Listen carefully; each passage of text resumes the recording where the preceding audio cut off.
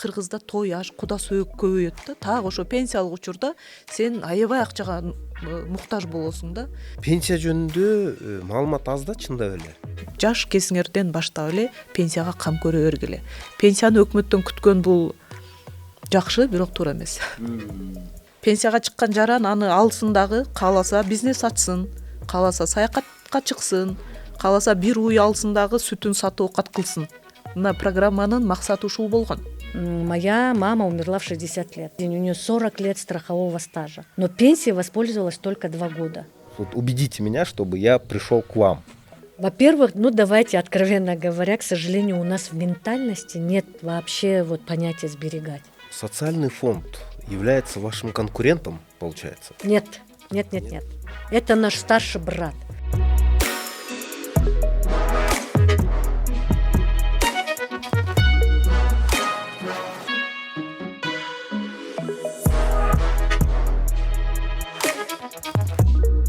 Саламатсыздарбы, урматтуу Акчабар каналынын катталуучулары. Бүгүн биз Акчабардын студиясында пенсиялар жөнүндө кеп курмакчыбыз.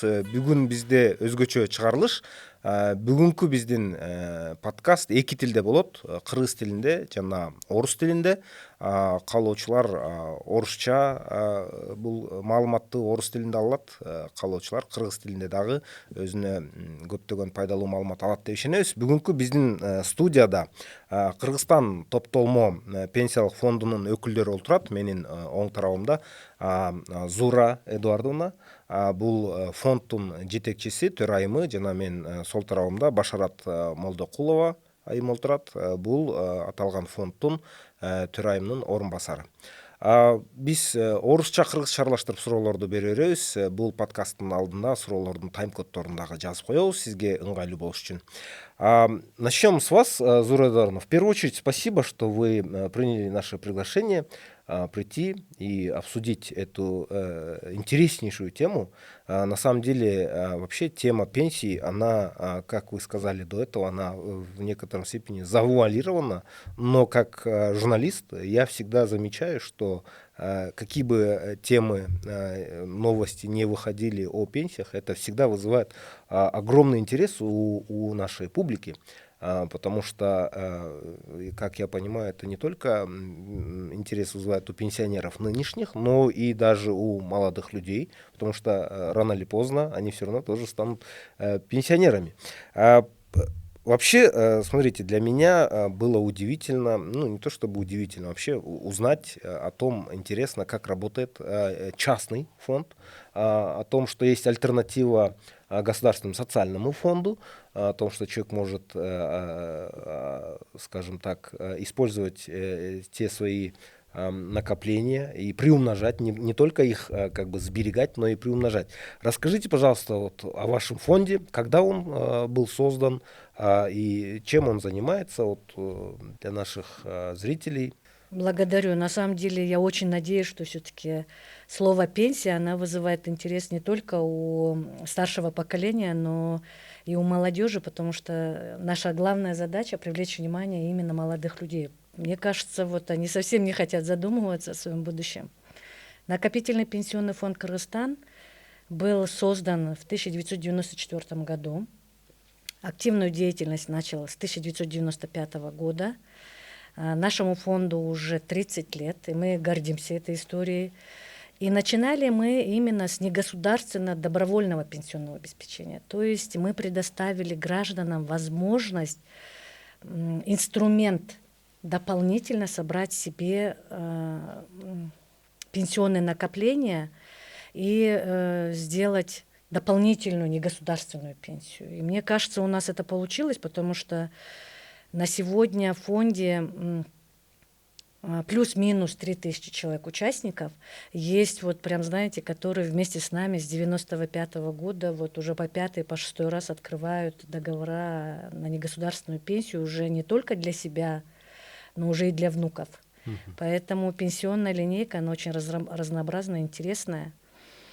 Но с 2019 года мы активно стали участником обязательной государственной социально-страховой системы.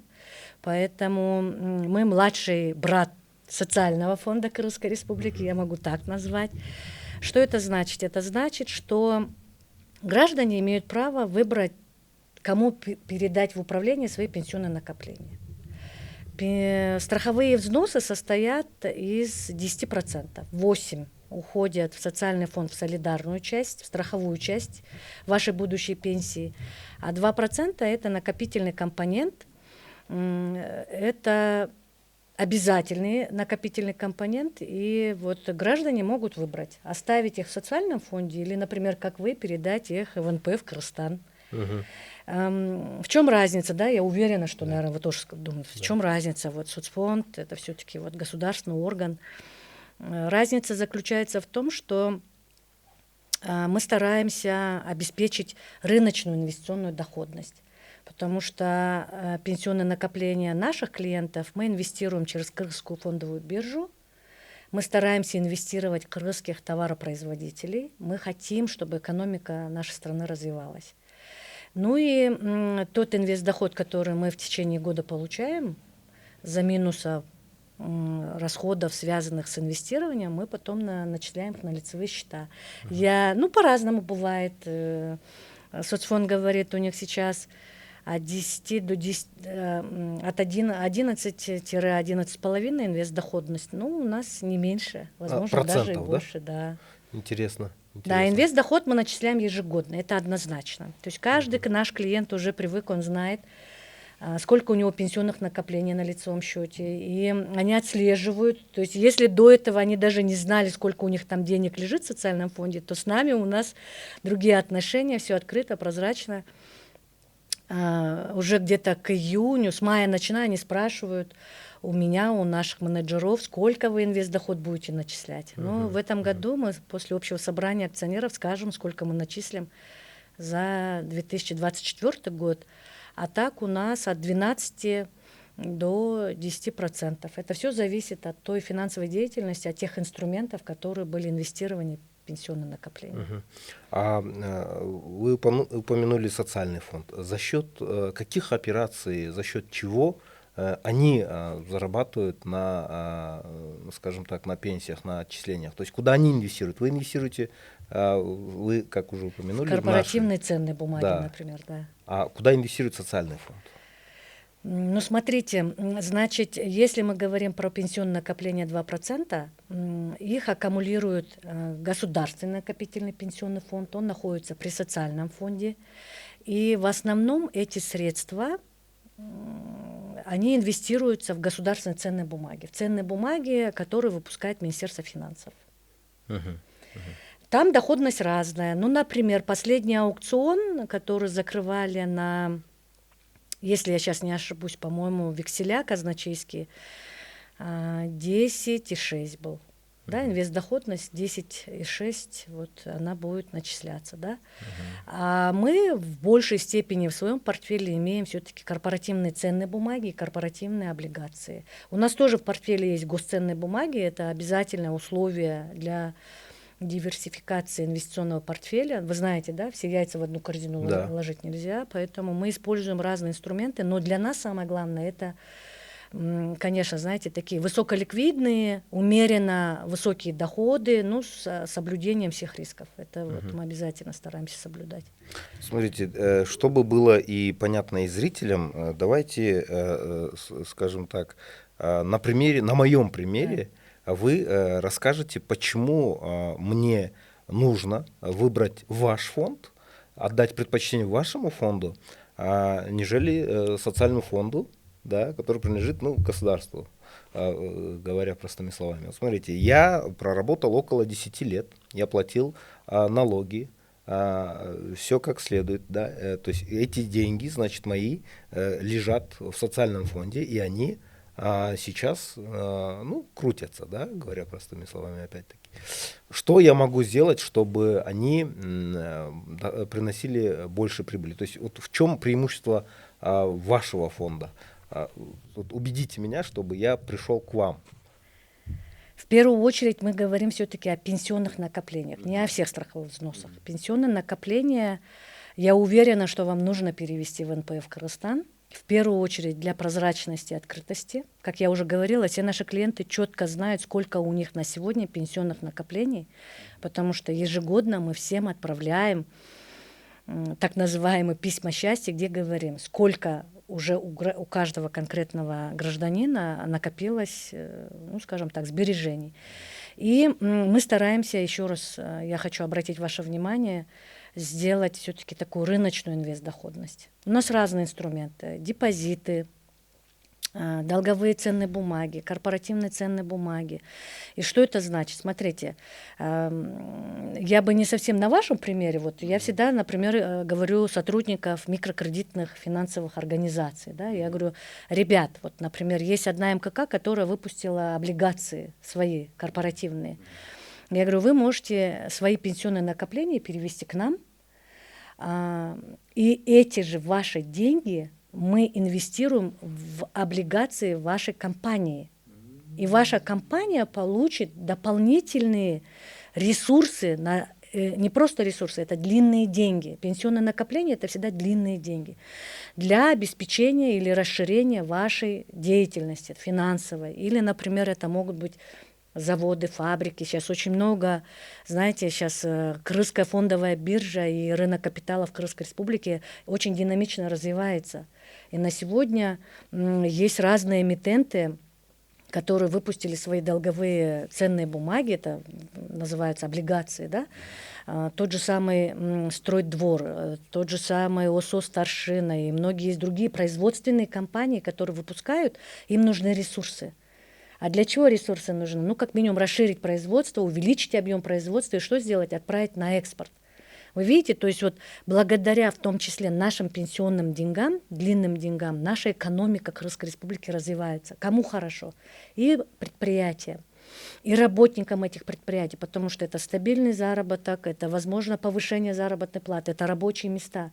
И самое главное, эти же деньги остаются в нашей стране для наших граждан, и эти деньги работают. Видите, то есть пенсионные накопления инвестируются, на них нарастает инвестдоход, мы их сберегаем и позволяем вам заработать.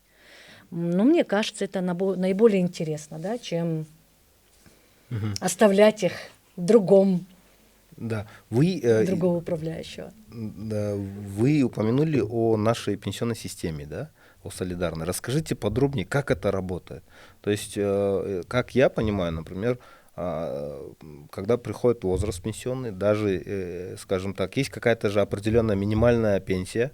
Если даже человек не накопил на эту пенсию, получается, от начислений других людей формируется его пенсия. Да, да, объясните подробнее об этом, как работает вообще пенсионная система. Пенсионная система Крымской республики досталась нам в наследство от Советского Союза, мы вынуждены это признать, и в основном это... Знаете, такая система, она работает в большей степени в постсоветских государствах, называется она солидарная. Это когда работающие платят и выплачивают пенсию нашим пенсионерам. По рекомендации Международной организации труда на одного пенсионера необходимо 3 работающих лица, которые будут уплачивать обязательные государственные страховые взносы. 3. На сегодня в Крымской республике, к сожалению, на одного пенсионера приходится 0,8. Тот, кто платит страховые взносы. Соответственно, пенсионеров гораздо больше, чем тех лиц, которые уплачивают страховые взносы. Именно почему? Потому что она солидарна. Но как раз-таки в рамках проводимой государством пенсионной реформы в 2010 году гражданам дали выбор. Что значит? Это ввели обязательный накопительный компонент. Например, вот мы с вами втроем, да, те, кто платим страховые взносы, в том числе в 10%, 2 это пенсионное накопление. И сказали, вот твои пенсионные накопления, это твои живые деньги. Ты можешь их оставить в соцфонде, ты можешь их передать в частную управляющую компанию, в данном случае НПФ Кыргызстан. Выбирай, что с ними делать. Да? Предоставили право пользоваться до достижения пенсионного возраста этими деньгами, да, в определенных страховых случаях. Да. Но это сделали для того, чтобы люди понимали, для кого и для чего они платят страховые взносы. То есть она стала не просто солидарна, она стала солидарно-накопительная. На Западе, в странах Европы, в странах Латинской Америки это накопительная пенсионная система. И, к сожалению, в чистом виде накопительная или в чистом виде солидарная система, она обречена на провал. Как правило, и вот Крымская республика, она четко это поняла, очень динамично и хорошо вот сочетаются именно смешанные системы. Это вот как у нас солидарно-накопительная. Вот солидарно-накопительная система была введена в 1994 году в Российской Федерации. 25 лет накопительной системе исполнилось в Республике Казахстан, вот даже 26-й год пошел, а у нас вот пока была внедрена в 2010 году. И это здорово, потому что, ну вот давайте на моем примере. Вот моя мама умерла в 60 лет. Она смогла воспользоваться своей пенсией, она всю жизнь, у нее 40 лет страхового стажа. Но пенсией воспользовалась только 2 года, потому что она солидарна. И, соответственно, все ее до этого уплаченные страховые взносы были переданы другим, да, живым действующим пенсионерам. Мне какой сейчас, с одной стороны, смысл платить эти страховые взносы? Да, вот у меня родителей в живых нет. Они и за себя заплатили, еще за кого-то. Я, в свою очередь, уплачиваю страховые взносы, и я призываю всех наших граждан, всех физических, юридических лиц платить страховые взносы, потому что я должна позаботиться и о себе, и о тех поколениях, которые вот есть, да, потому что, ну, к сожалению, бывает так, что и старики остаются без детей, да, разные ситуации в жизни бывают.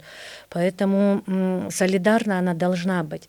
Но в то же время, я не знаю, молодое поколение, возможно, оно по-другому рассуждает. Я надеюсь, что все-таки вот эта накопительная часть, она будет их более интересовать, знаете, уплачивать страховые взносы. У нас есть разные идеи, мы все время пишем в правительство. Вот знаете, мое вот есть одно классное письмо, как привлечь молодых людей инвестировать, то есть научить их стать инвесторами молодыми. Я вот, например, предложила кабинету министров, давайте дадим пилотной группе молодых граждан, например, от 25 до 30 лет, разрешить пользоваться своими пенсионными накоплениями, чтобы они могли через, я думаю, я уверена, что в ближайшем будущем это будет, чтобы через мобильное приложение, как это делается в Казахстане, в России, инвестировать в те же самые госценные бумаги. То есть без права снятия пенсионных накоплений, но чтобы они могли их инвестировать, то есть покупать потихоньку ценные бумаги.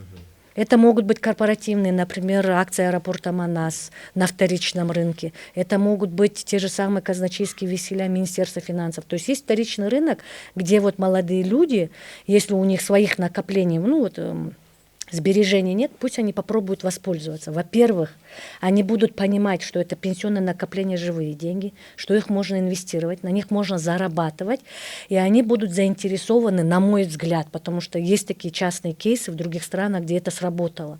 И они, наоборот, были заинтересованы, стали больше страховые взносы платить, вы знаете, то есть они стали раскрывать свою белую зарплату. Они стали требовать у работодателей платить им белую зарплату, а не в конвертах. И как раз-таки вот через разные инструменты можно заинтересовывать граждан платить страховые взносы через вот как раз-таки накопительный компонент. И еще очень интересно, знаете, есть такой инструмент, вот я вот до этого вам говорила, да, что с прошлого года стало работать новые тарифы для определенных юридических лиц, работодателей, где снизили тариф, да, 2,25. Это в том числе было сделано для того, чтобы стали платить белую зарплату, не в конвертах, реально показывать денежное вознаграждение своих работников. И сделали что? То есть если вы хотите платить 2,25, будьте добры, платите среднюю месячную заработную плату по городу Бишкек, это примерно 37 400. Вот с 37 400 платите 2,25. В целом это тоже должно какой-то эффект принести. Я еще пока анализ не видела, допустим, ни от соцфонда, ни от Министерства экономики, но я надеюсь, что страховая часть и доходы социального фонда вот в рамках этого выросли, и действительно страховых взносов, их стало больше. Очень важно, потому что я на своей практике тоже замечал, особенно среди журналистов, скажем так, распространена практика где многие работодатели просят работать с этой медиакомпанией, скажем, через ИП. Да, то есть они открывают ИП. И я надеюсь, что как раз вот эти реформы, как вы сказали, будут побуждать молодых людей уже, чтобы они просили у работодателей платить им белую зарплату. Если это все-таки он будет работником, да, наемным физическим лицом. А если мы говорим про индивидуального предпринимателя, вот здесь я хочу обратить ваше внимание и вообще внимание наших граждан, в том числе социального фонда. У нас была инициативная группа именно индивидуальных предпринимателей. Мы писали несколько писем о том, что, к сожалению, ИП, они из накопительной пенсионной системы выпали. И те 10% условные, которые вы платите, они полностью уходят в вашу страховую часть, то ли солидарную часть, солидарную пенсионную систему. У вас пенсионных накоплений у ИП нет.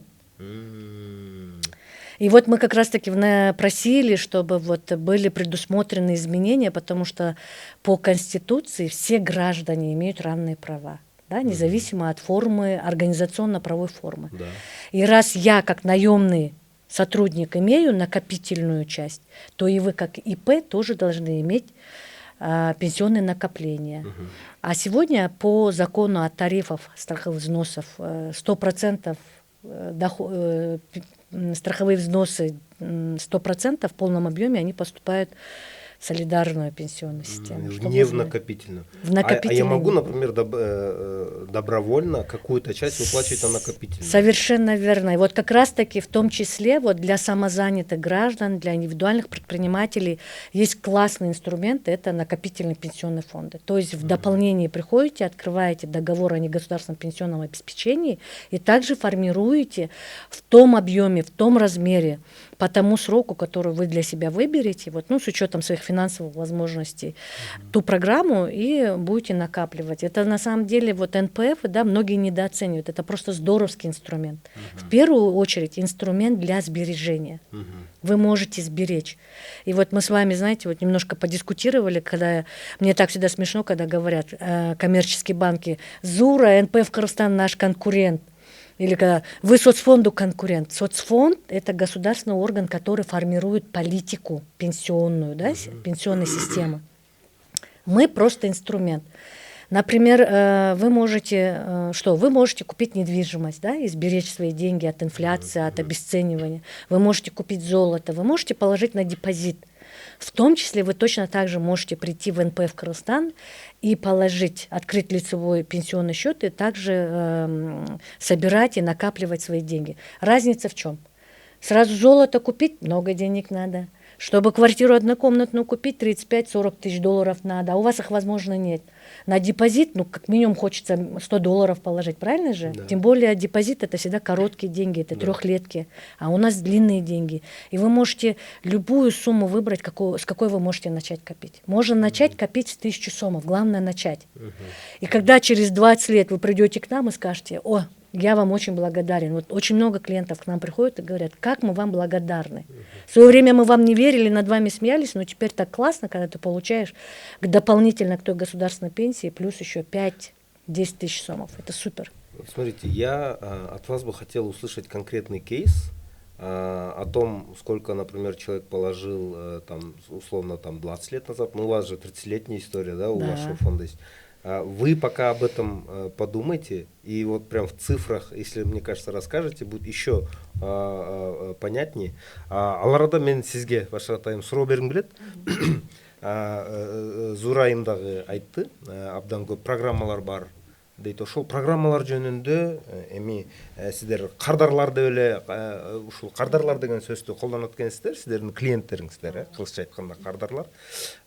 Кардарларга кандай программаларды сунуштайт, ошол жөнүндө бизге кеңири айтып берсеңиз, алардын айырмалары кандай, артыкчылыктары кандай? Кыргызстан топтолмо пенсиялык фондунда негизинен 4 продуктубуз бар да, 4 программабыз бар. Анын экөөсүн азыр кесиптешим Зура Эдуардовна айтты. Мен да кайталап кое берейин, жалпак тил менен.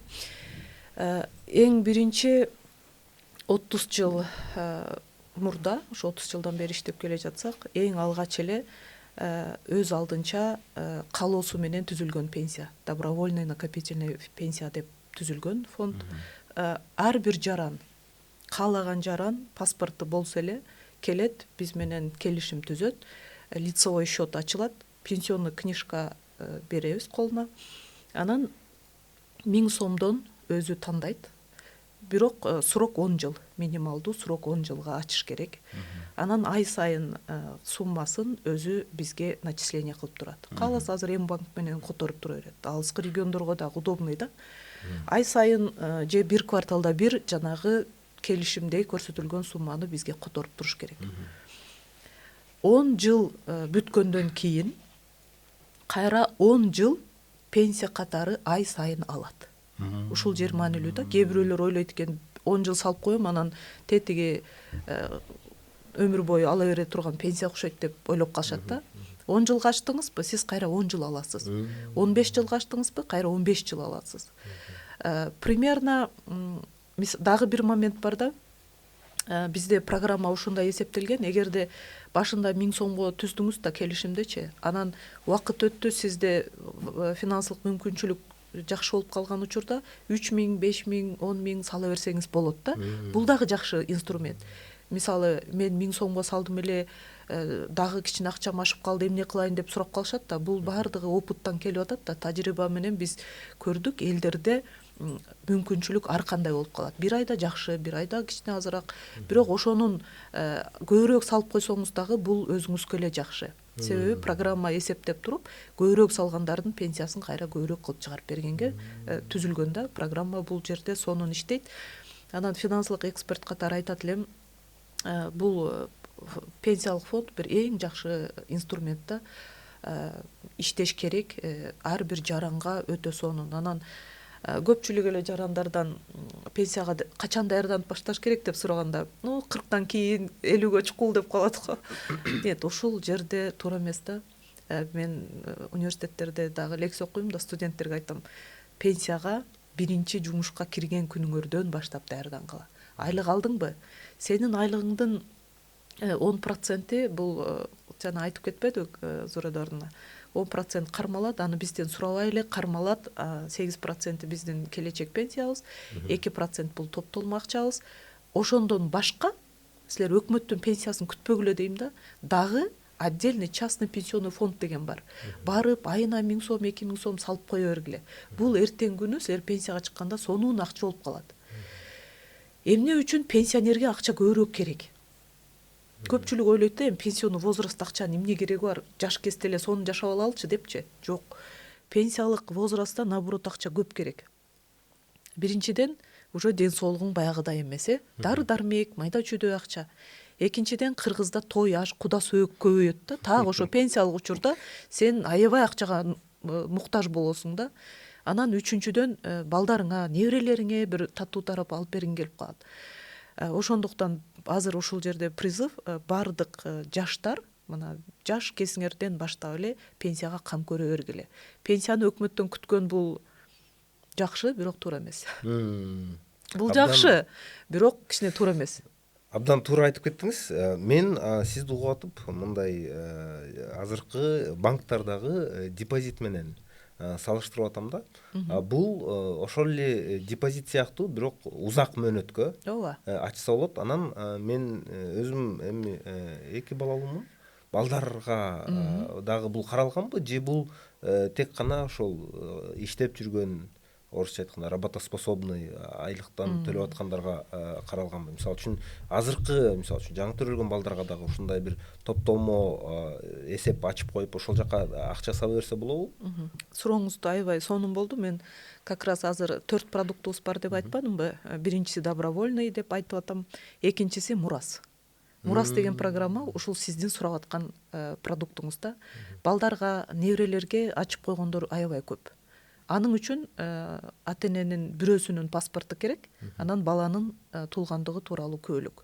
Ошол 2 документ менен келесиңер, биздин офиске келип келишим түзөсүңөр, анан балаңардын атына пенсионный книжка ачылат и лицевой счет ачылат баланын атына. Мурас программасы деле бул 10 жыл, 15 жыл, 20 жылга түзүлөт. Аны клиент өзү тандайт.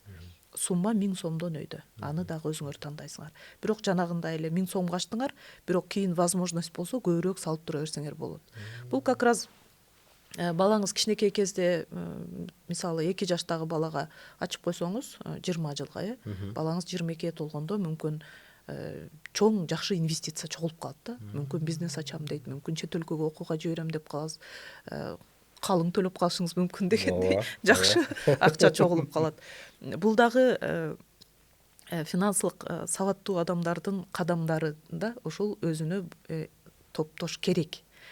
Үчүнчү продукт азыр этап менен айтып кете берейин. Үчүнчү продуктубуз жанагы 2% топтолмо каражатты жанатан бери айтып атасыңар, соцфонддо чогулуп атат. Аны билиш үчүн сиз түндүккө кирип карап койсоңуз болот да, канча акчаңыз чогулду. Азыр мүмкүнбү? Азыр ачып карап коюп ойлобу? Албетте. Сиз карай берсеңиз, анан ушул сиз карагыча мен айта берейин, урматтуу жарандар, бардык эле жарандар үчүн бул маанилүү. Баары эле айтат да, менде накопление барбы, аны кантип билем деп сурашат да.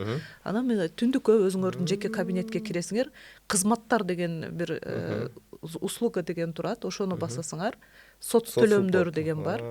Анан ошол жерден пенсионный накопление деген ошол жерди басканда, оформить заявку дегенди басканда, силерде канча акча чогулганын көрүп алсаңар болот. Соцфондко барып отуруунун кереги жок да. Азыр түндүк иштеп атса көрүп койсоңуз болот. Азыр кызмат көрсөткөн кыргыз жүргүзүлүп жаткан техникалык иштерге байланыштуу аталган кызмат азыркы учурда жетиликтүү эмес дейт, бирок бар экен. Сиз айткандай бул жакта жолжобосун билип алсаңыздар, кийинчерээк түндүк эми техникалык себептер менен кээде ушундай болуп калат, бирок ушул жерден акчаңыздарды билип алып, анан эгер 50 миңден өйдө болсо, бизге Кыргызстан топтолмо пенсиялык фондуна ошол акчаңарды инвестиция кылып койсоңор болот да. Которуп койсо болот.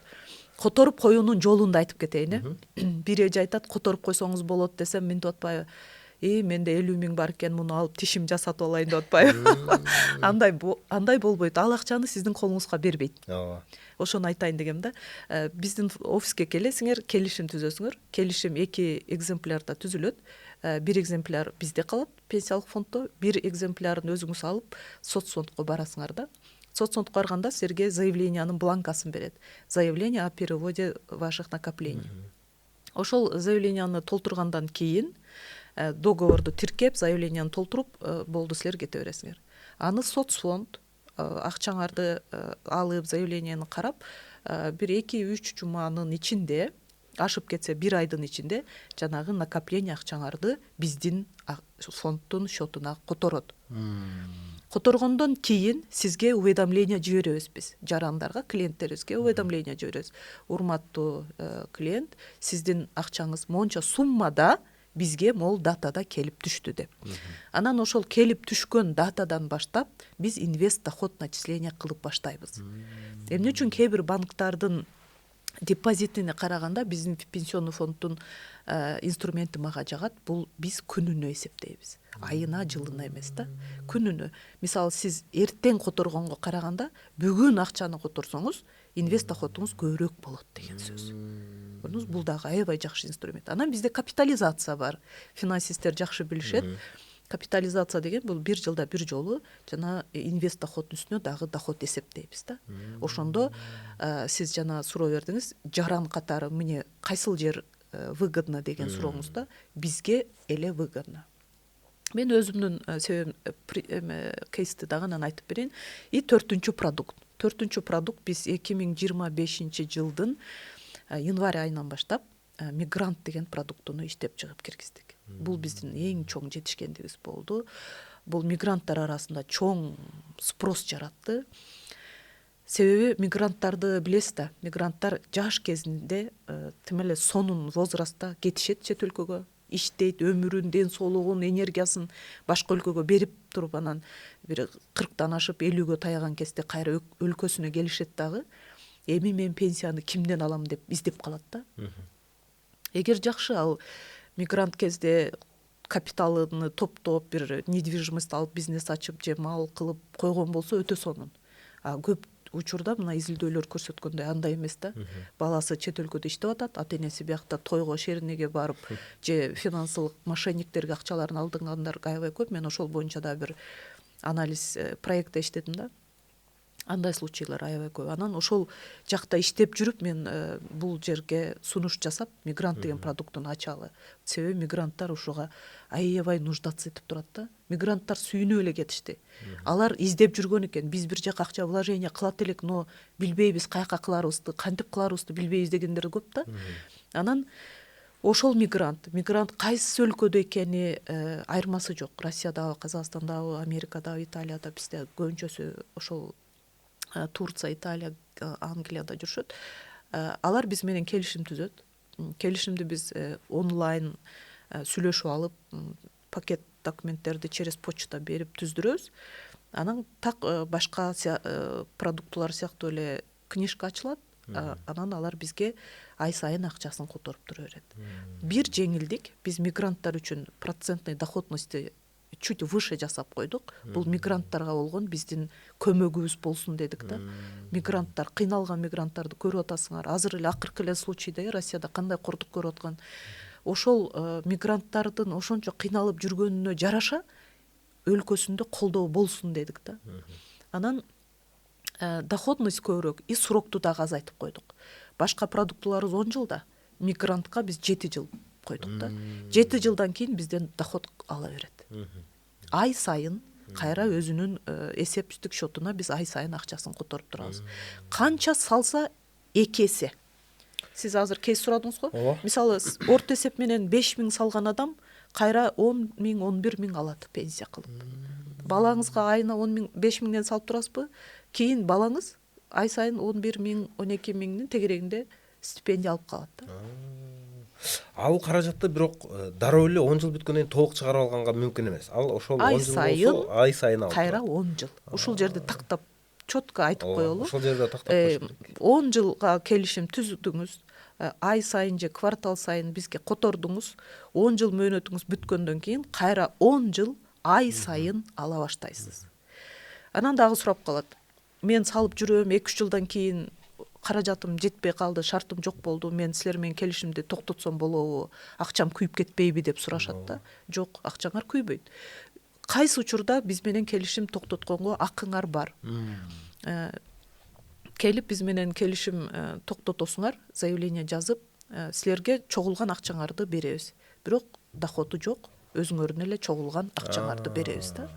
Бул эми финансылык институтта ушундай. Анан 4 продуктунун бардыгы эле сонун. Мага кээде сурап калат да, кайсы продукт аябай выгодный депчи. Бардыгы выгодный. Финансисттерде диверсификация деген сөз бар. Диверсификация бул эми бардык все яйца в одну корзину не ложу. Бардык силер депозит деле ачып койгула, алтын деле алып койгула. Ну, дагы бир жакшы инструментиңер бул пенсиялык фонд болсун. Пенсиялык фондко акчаны эң жаккан жери бул долгие деньги да. 10 жыл дейсиң дагы өзүң дагы мээк айтасың.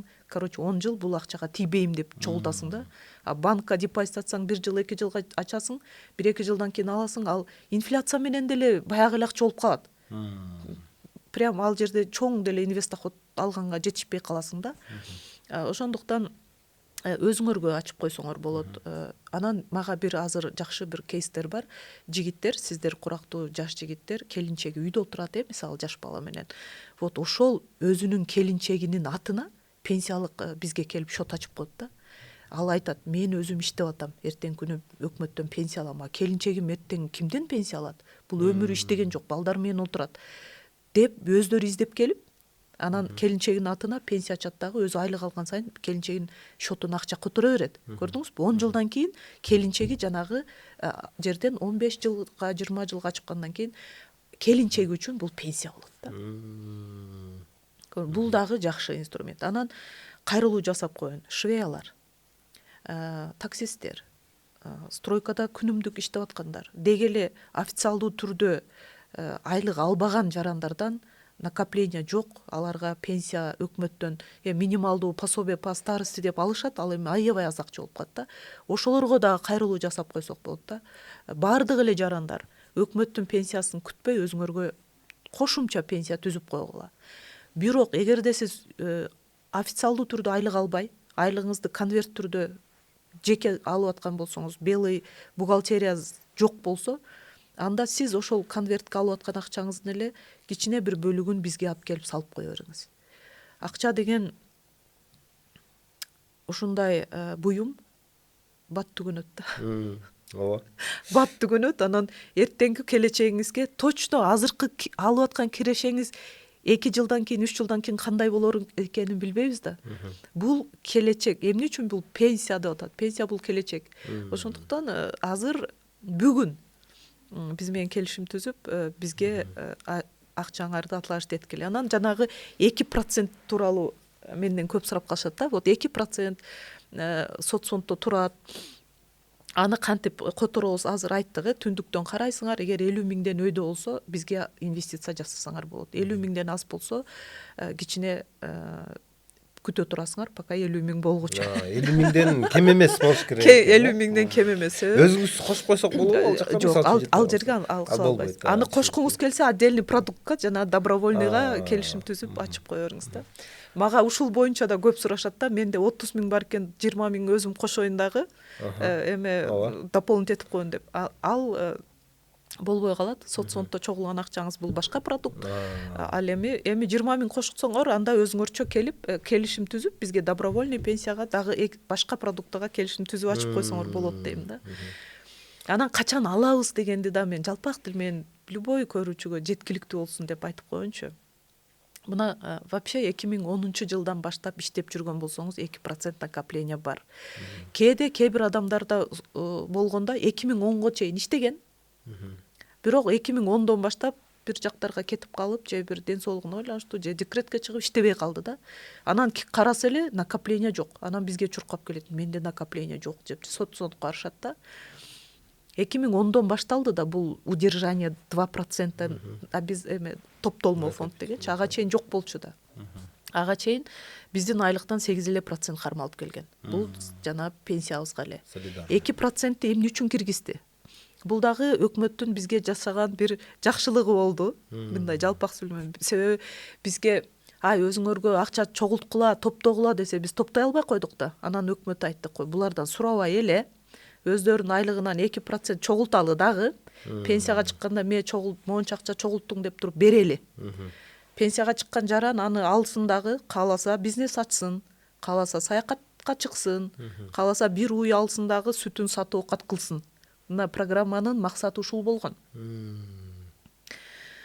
Анан аны 2010 жылы ошол программаны киргизип, 2016 жылы өкмөт карап туруп, так, эми жарандарга ушул постановление, эң сонун постановление болгон да, 2016 жылдан баштап ар бир жаран өзү жанагы топтолгон акчасын соцфондко калтырып койсо деле өзү билет. Калоочулар муну инвестиция кылсын деп бизге постановленияны чыгарып берди. 15 жылдан бери мына 10 жыл болду. Дагы деле көп жарандар уга элек да. Уккандар, биз ушуну эртеле укпайт белек дейт. Ушуну деле мына силердин акча бар сайттын жардамы менен элге жеткизип алалы.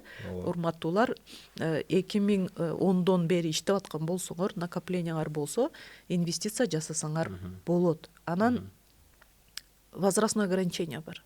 Жаш курак боюнча дагы чектөө бар да. Эркектер үчүн 1964 жылдан кийинки төрөлгөн эркектерде бул 2% удержание бар айлыгынан. Ушул жерде жакшылап угуп алыңыздар да. 64 жылдан кийинки, мына сиздер мисалы подходите. Аялдар үчүн 69 жылдан кийин. 70, 75, 80, 85 ошолордо удержание бар. Андан өйдөнкү курактарда ошол 10-11 жылы бир 2 жыл бардыгынан кармаган, бирок кийин кармалбай калган да. Муну мен эмне үчүн айтып атам, азыр сизге айтып берем. Возрастной ограничениени угуп алдык, жакшылап. 64 жылдан кийинки эркектер, 69 жылдан кийинки аялдар. Анан мына бизден кармалып атат. Хорошо, бул акчаны биз качан алабыз? Эмне кылабыз деп сурайт да. Акчаңыз соцфонддо турабы, же бизде турабы, айырмасы жок. Идеальный случай деп коем мен. Ушу эң идеалдуу учур пенсиялык жаш курагыбызга аман эсен жетип, анан жанагы акчаны алсак, бул өтө сонун. алуунун жолу кандай? Пенсиялык возрастка жеткенде ар бир жаран соцфондко барып, пенсиялык чегерүүнөрдү жасап, документтерди берип, анан пенсионный книжка алат да. Пенсионный книжканын көчүрмөсү менен анан сиздин жана 2%-иңиз кайсы жерде? Соцфонддун жанагы накопительный фондунда болсо ошол жерге барып заявление жазып жана акчаны аласыз.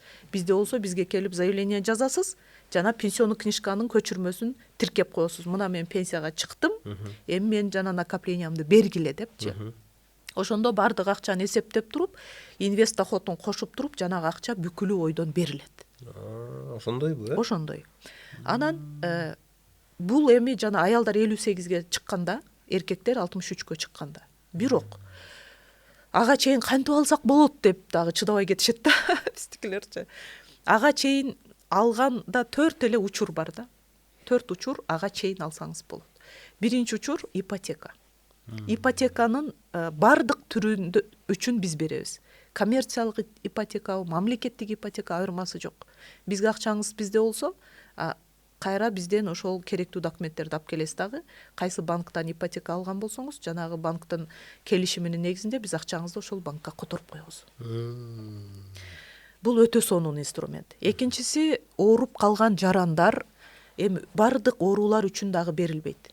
Постановление правительствода несколько перечень болезней утвержден да. Ошолдон эми оорубай эле койгула, эч ким оорубай эле койсун, аман сен. Ошон үчүн айттым да, идеальный вариант лучше пенсияга жеткиле дагы алгыла жанагы акчаңарды депчи. Но эми операция учурунда же ооруп калган учурунда заключение врача кайсы больницанын счетторун алып келет, бизден же соцфонддон алса болот. Үчүнчү ПМЖ.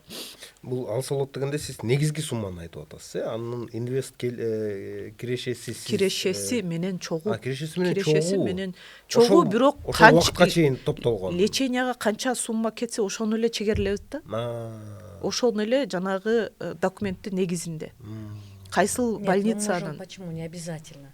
Не обязательно, да. Если в связи с болезнью, вот ровно та сумма, которая была накоплена, включая инвестдоход начисленный, мы передаем в пользу этих людей. Вот у нас были кейсы, даже когда вот 2 молодых людей, у них мама заболела онко.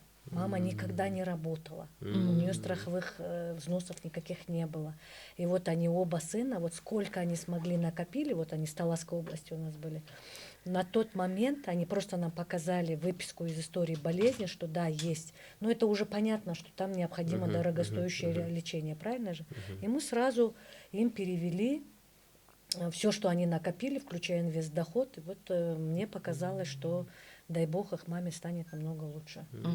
То есть мы здесь в части болезни никак по объемам не ровно сколько есть. Здесь единственное, знаете, по ипотеке у нас есть один вопрос. Чтобы передать пенсионное накопление как часть выплаты по ипотеке, нужно, чтобы было не менее 50 тысяч сомов на счете. То есть вот у меня, к сожалению, такие граждане у нас тоже есть. 1000 сом, 2000 сом всего лишь лежат и никак не накапливаются. Такие у нас тоже есть. Имеется в виду, других отчислений у них нет.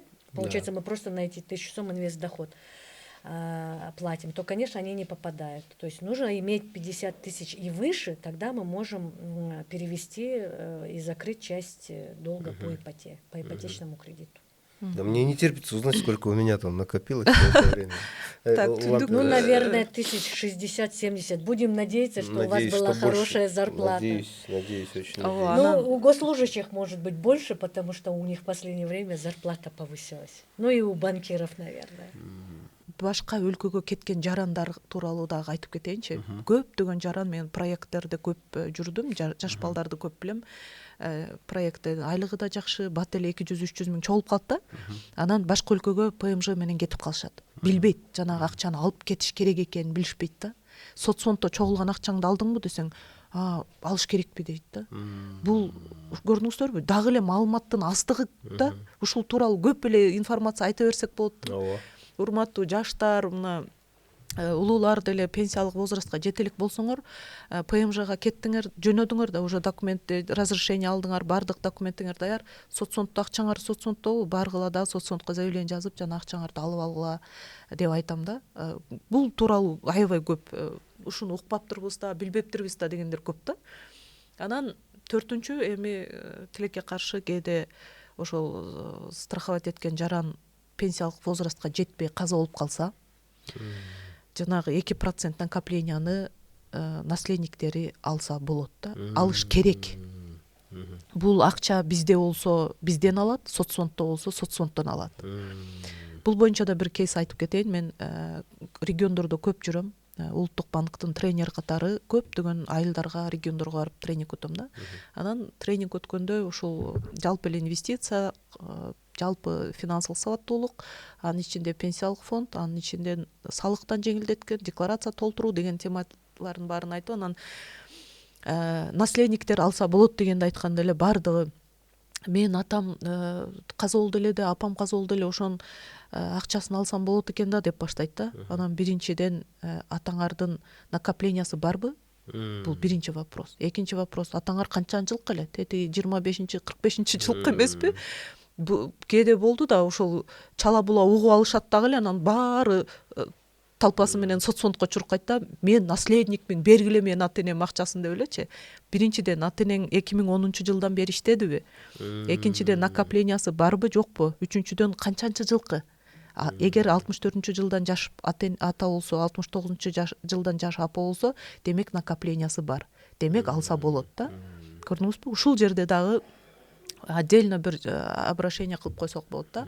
Урматтуу жарандар, эгерде сиз наследник болсоңуз, атаң апаңыздын накоплениясы чогулган болгон акчасы болсо, эгер ал акча соцфонддо болсо, соцфондко барып, наследник катары керектүү документтердин баарын копияларын алып барасыңар. Анан соцфонддо ошол атаңыздын, апаңыздын чогулган акчасын алсаңыз болот. Бул 2% тууралуу. 8-ди биз эчтеке ала албайбыз, ал уже солидарный система менен кетти башка адамдар үчүн. Но 2% бул деген ар бир жаран өзү топтогон акча. Ушуну билип алышыбыз керек да. 2%ти сизге өкмөт берген жок. Өзүңдүн Сиздин айлыкты чегерилип турду да. Ошол айлыкты сиз ай сайын ала да берсеңиз болмок. Бирок өкмөт биз жарандарга ай акча чогулткула десек чогултпай койду эле. Мына жарандарга айтпай эле жөн эле 2% чогулта берели, ушул жарандардын өзүнө эле жакшы болсун деген ой менен программа өзү сонун да. Сонун. Бирок андан кийинки сонун постановление бул ошол акчаңарды инвестиция кылгыла деген сонун да. Сиз инвестиция кылуу менен өтө сонун акчаңызды чогултуп алсаңыз болот. Эми 10-11%-тин тегерегинде бул сонун да. 10 жылда 100% болуп калат атпайбы?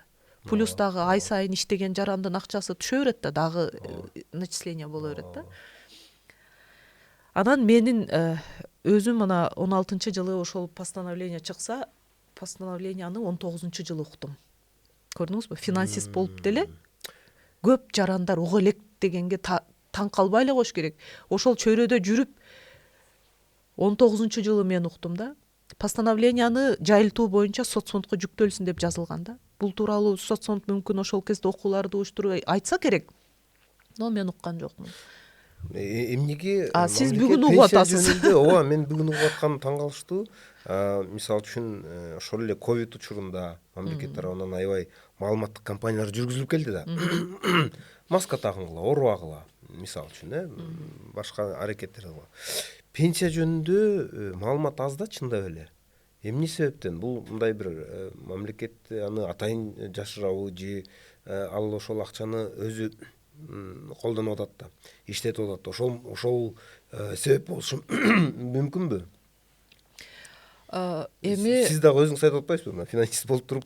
Финансист болуп просто биз биринчиден обычный жаран катары мен ойлойт элем, биздин жарандарда кайдыгерлик көп да. Өздөрү кызыгып изденбейт да. Мисалы ошол эле соцфонд айтат, соцфондко барып мен ушуну укпаптырмын, эмнеге мага айткан жоксуңар десеңиз, айтат, сайтка чыгарып койдук. Сайтка киргиле, окугула. Бизден эмне баарыңарды үйүңөрдү барып тыкылдатып айтмак белек дейт да. Анан жарандар өзүңөр деле Министерство экономиканын сайтына кирип, Министерство финансовдун сайтына кирсеңер, толтура жаңылыктар, проекттер, окуулар, объявлениялар күнүгө чыгат. Ким кирип окуп атат? Окубайт да. Хорошо подключились депутаты, да, парламента, очень активно прям обсуждают и спрашивают, в каких случаях можно пенсионное накопление забрать. И вообще, есть ли эти пенсионные накопления. Вот в этой части я очень благодарна парламенту, потому что вот активное обсуждение, вот муссирование этих вопросов началось там. До этого, конечно, как-то вот все это 2 жылдан бери, умалчивалось. да. Ну, смотрите, давайте будем откровенны. Всегда соцфонд, он уже мелькает именно в сводках в связи с коррупционными всякими схемами, да, то есть, ну, там, где, я думаю, много денег, там всегда какие-то вот бывают такие явления. Ну, об этом, наверное, в другой раз, может быть, или за кадром поговорим. Вы вспомнили про вот случай, да, о котором я говорил? Ерде сиз Кейс. жыйынтыктап бүтсөңүз, Мен бүтөйүн анан суроону. Мен ошол 19-жылы уктум деп айтып атпаймынбы? Анан 19-жылы угуп алып өзүмдүн по месту жительства районный соцфондко бардым.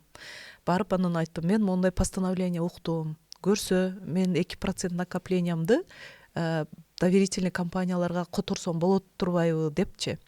Дегенде алар андай жок деп да башташты да. Кайра мен башымды айландырып койду. Мен жөн эле простой гражданин катары барсам, мен го финансист катары ал постановленияны окуп, кичине понятием бар болгон үчүн мен башкачараак жооп бердим да.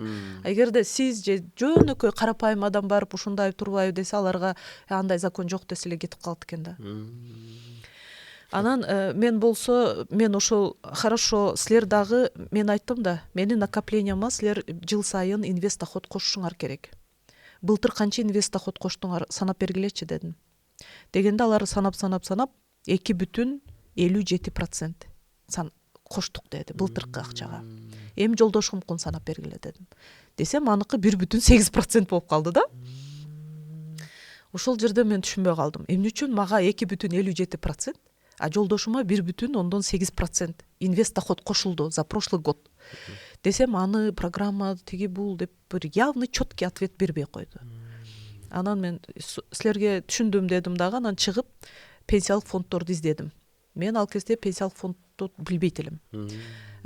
Сайтка кирдим, интернеттен издедим, 2 пенсиялык фонд иштейт экен Кыргызстанда. Фактически. Анан Дордой салым бирөөсү Кыргызстан пенсиялык фонд экен да. Анан Дордой салымга чалсам телефонду албайт. Адреси боюнча барсам бек да.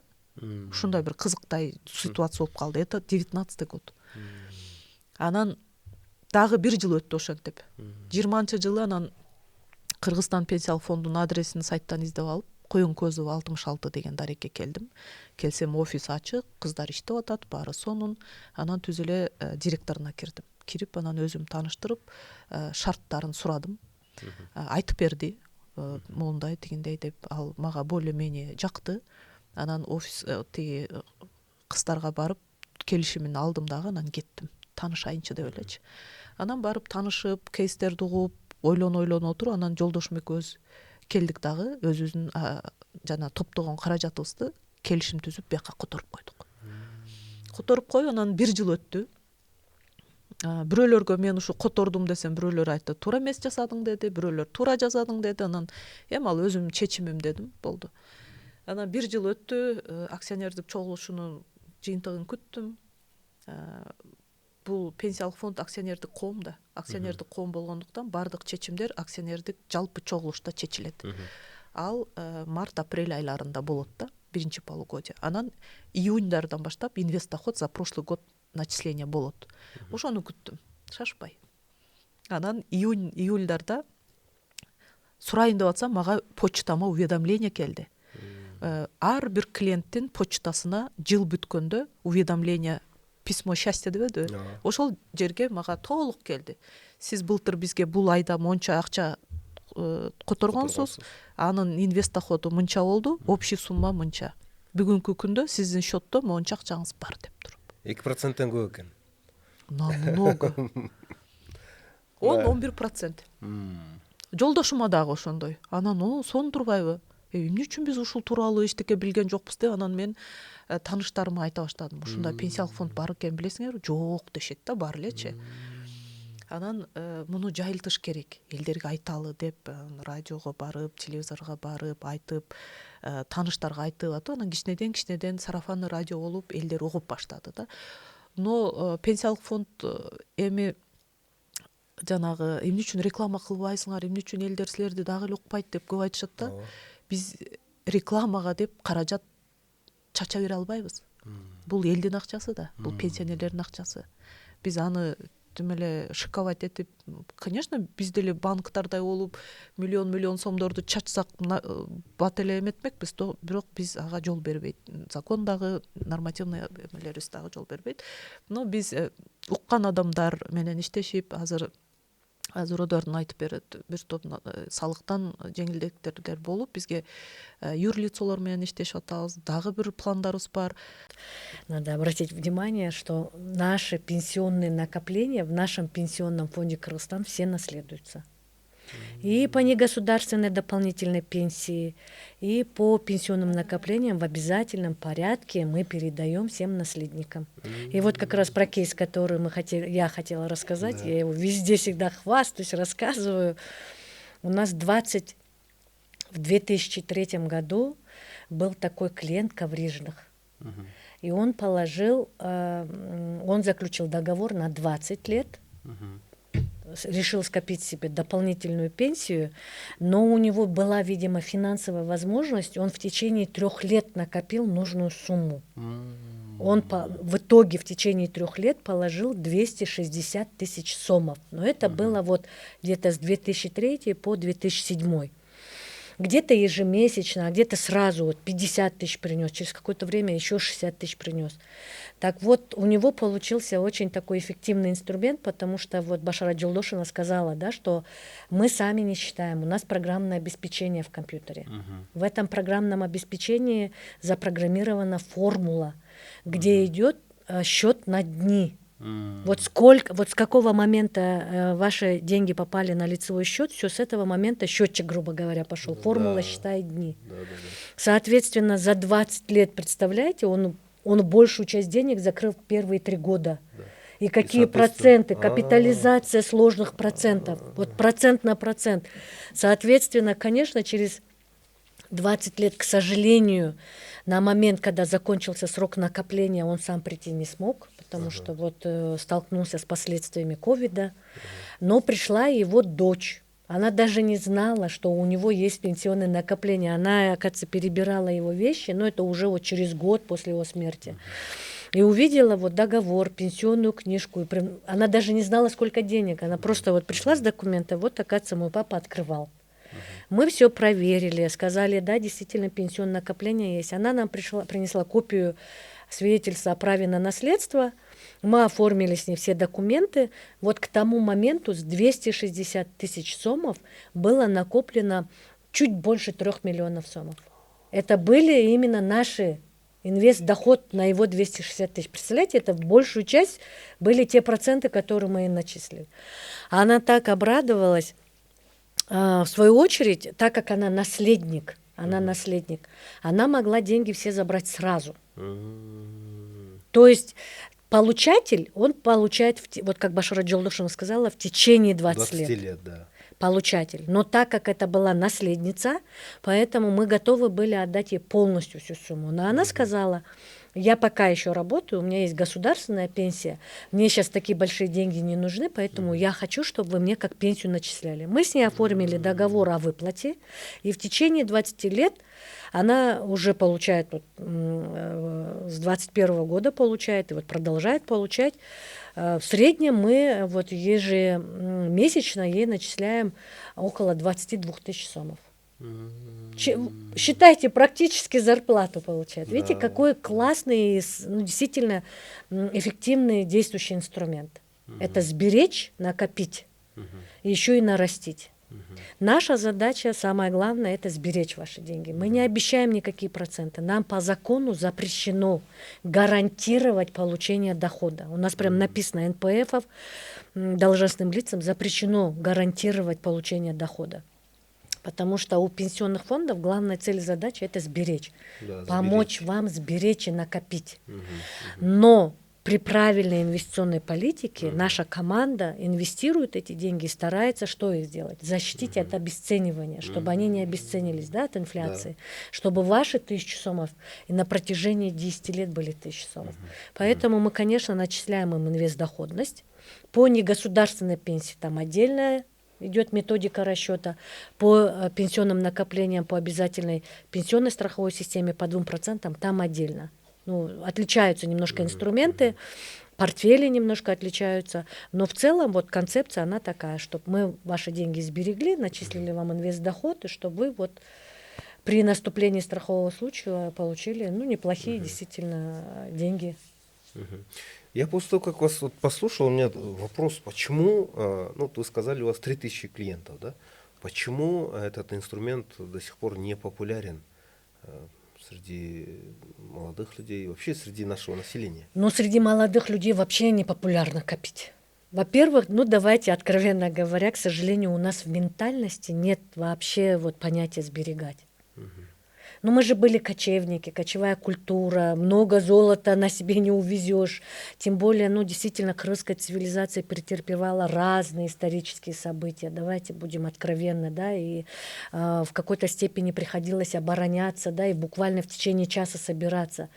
Поэтому, возможно, это вот где-то есть у нас вот некоторые ограничения вот именно к сбережениям. Но это надо перебарывать, переламывать эти стереотипы, потому что нужно на самом деле копить. И хоть вот говорят, наш век турбулентности, да, когда вот эти черные лебеди, зачем вот думать, то есть, ну, разно бывают мировые кризисы, когда просто за один день все рушилось. Но вы знаете, в плане конкретного физического, конкретного человека, да, я думаю, все равно какие-то сбережения должны быть. И они должны быть правильные. Главное намерение. Не на черный день. Ни в коем случае не надо не сберегать на черный день. Башара Джулошина, она очень четко подметила инвестиции. Мы должны инвестировать, грамотно приумножать то, что мы с вами имеем, сохранить и приумножить, да? Соответственно, вот намерение должно быть именно во благо. Вот даже вот эти опашки-аташки приходят, знаете, в том числе вот действительно кейсы такие у нас есть, когда дети для своих престарелых людей родители открывают лицевые счета, и вот опашка говорит, я специально доживу. Я вот буду, и вот это еще один повод, понимаете, вот дожить вот эти 10 лет еще, и чтобы вот успеть воспользоваться этими деньгами. То есть вот если у нас благие намерения, да, то, конечно, вот это нужно делать обязательно. Но зачем вот растрачивать, да, вот действительно, многие говорят, давайте будем вкладывать в скотину. Вот пример привела Башара Джулошина, когда вот иммигранты, да, но очень часто бывает, зиму не переживает, да, скот. Тоже хороший, на самом деле, инструмент для бизнеса. Но если есть какой-то излишек, можно попробовать и положить вот в такой инструмент, как накопительный пенсионный фонд. Почему, вы говорите, непопулярно? На самом деле, я тоже хочу обратить внимание, мы не можем очень много ресурсов тратить на рекламу. Да, мы вот разные ищем инструменты, где это будет обоюдно интересно, вот в том числе вот Акчабар, большая благодарность, что вы действительно вот выразили заинтересованность вот, поговорить откровенно, да, вот о разных инструментах, в том числе о деятельности НПФ Кыргызстан. Но вот огромные ресурсы, да, вот нам один маркетолог пришел, извините, на $100 000 насчитал пиар-компанию, да у нас даже в голове не укладываются такие деньги, потому что у нас бизнес социально ориентированный.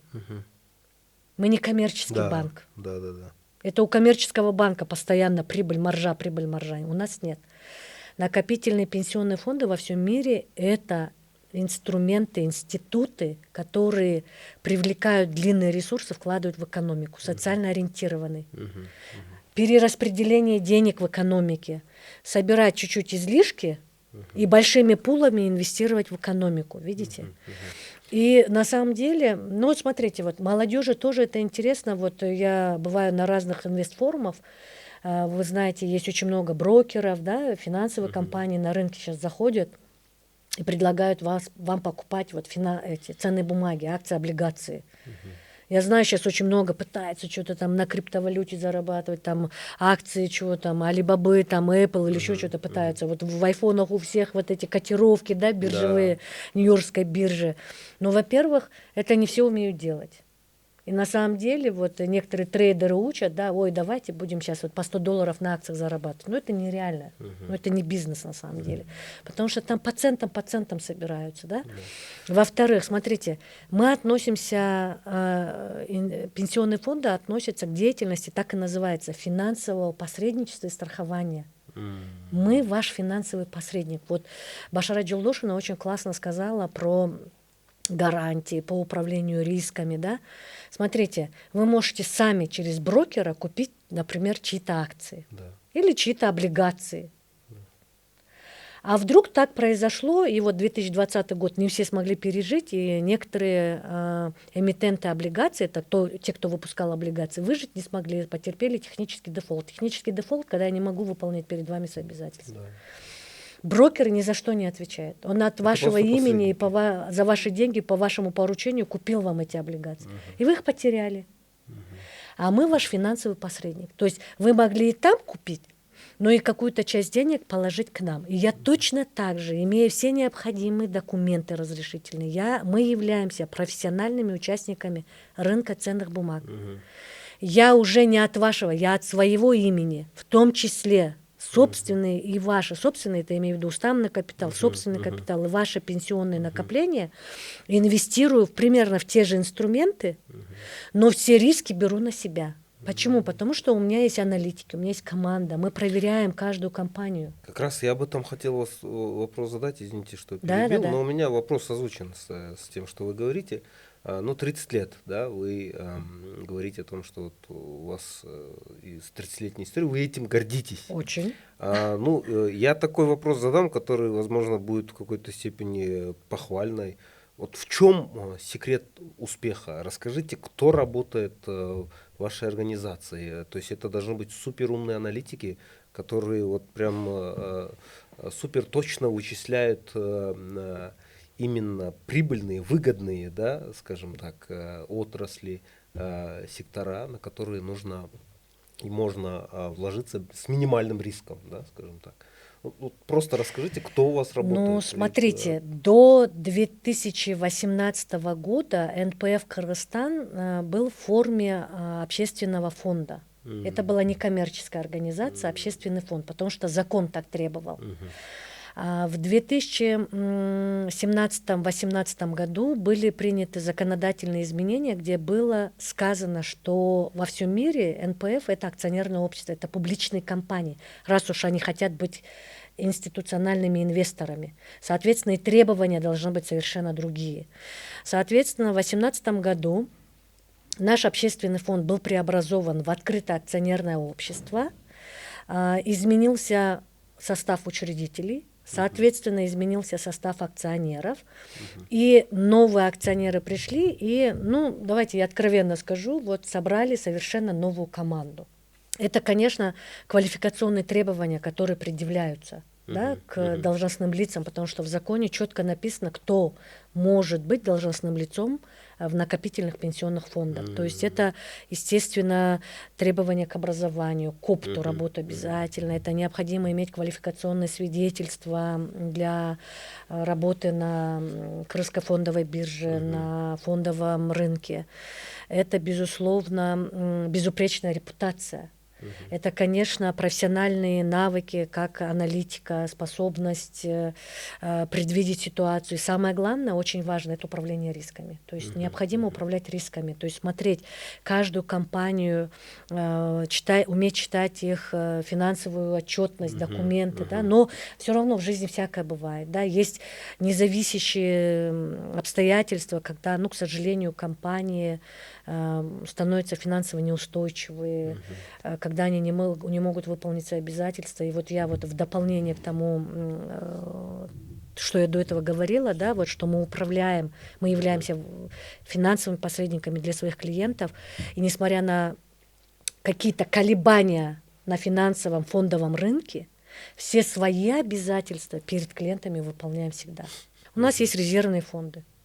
Все эти деньги, вот у кого срок накопление закончился, срок выплаты наступил, пожалуйста. Или даже по обязательной государственной пенсионной системе, вот по обязательному накопительному компоненту 2%, мы все выплачиваем. Со всеми процентами выплачиваем.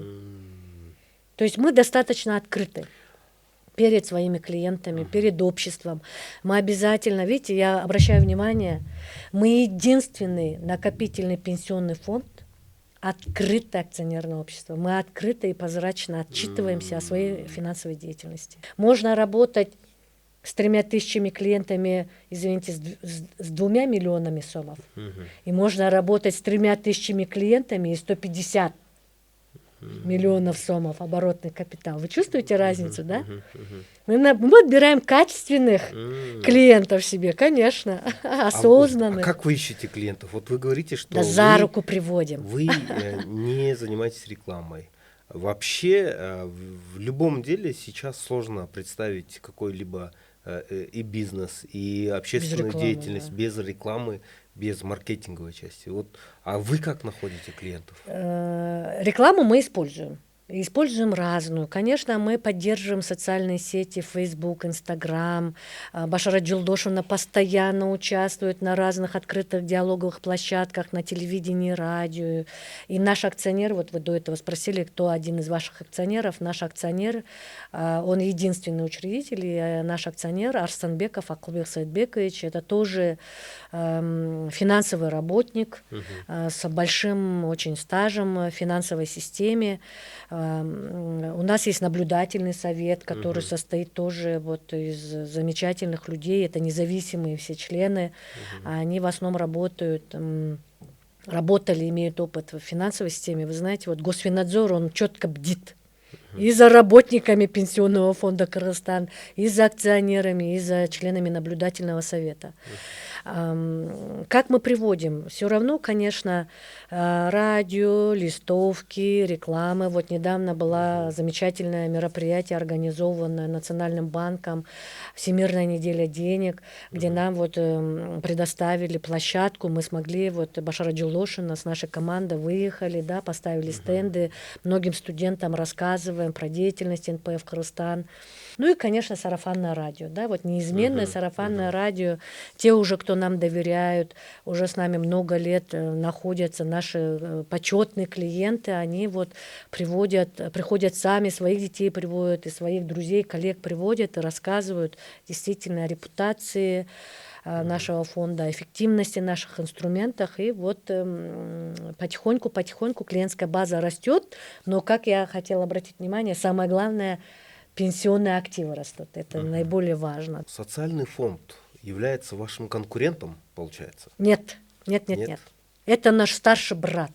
Это тот, кто формирует политику. Как раз-таки благодаря тем реформам, которые делает в том числе и социальный фонд, вот мы акционировались. Это было по инициативе, законодательной инициативы соцфонда. Что нужно делать человеку, если он хочет перенаправить свой накопительную часть своего страхования к вам? Куда надо обращаться? Как это все будет Самое главное принять решение, четко принять решение и твердо на нем стоять. Это что? Это позвонить к нам, это связаться с любым из наших представителей в регионах, если наши зрители находятся в регионах, заключить договор с НПФ Кыргызстан о обязательной накопительной пенсионной системе, сходить обязательно в социальный фонд по месту жительства. Несмотря на те уговоры, которые социальный фонд будет делать и говорить, что ой, это все финансовые пирамиды, это все неправда, это частный пенсионный фонд, откуда ты знаешь, все равно подать заявление о переводе пенсионных накоплений в НПФ Кыргызстан и ждать.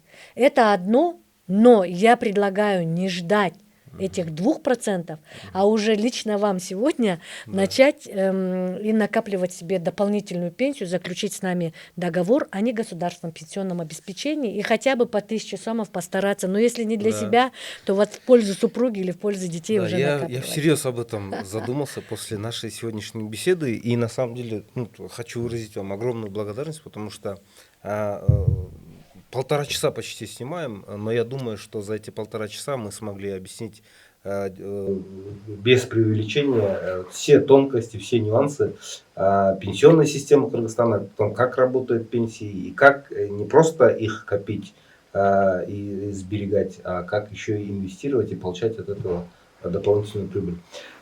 Спасибо вам, уважаемые гости, Сергей Чон Рахмат.